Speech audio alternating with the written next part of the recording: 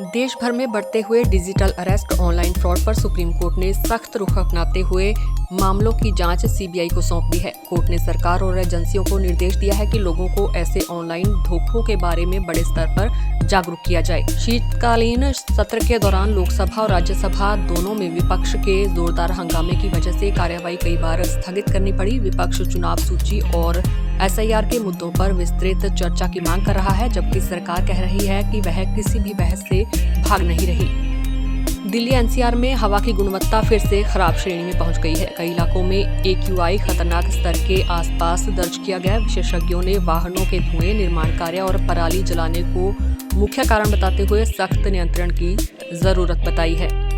चक्रवात दितवा के असर से श्रीलंका और तमिलनाडु के कुछ हिस्सों में भारी बारिश व तेज हवाओं से हालात प्रभावित हुए हैं। भारतीय वायुसेना ने राहत अभियान चलाकर दर्जनों फंसे लोगों को सुरक्षित स्थानों पर पहुंचाया है। वहीं उत्तर भारत में सर्दी लगातार बढ़ रही है।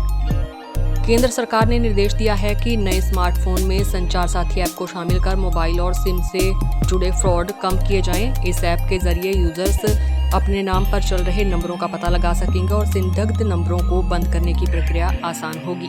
ताज़ा PMI डेटा के मुताबिक भारत की फैक्ट्री गतिविधि पिछले लगभग 9 महीनों के सबसे निचले स्तर पर आ गई है। कमजोर वैश्विक मांग और कुछ देशों की नीतियों के असर को इस सुस्ती की बड़ी वजह माना जा रहा है। आज के कारोबार में सेंसेक्स और निफ्टी दिन के दौरान रिकॉर्ड ऊंचाई के करीब पहुंचे, लेकिन अंत में हल्की गिरावट के साथ बंद हुए।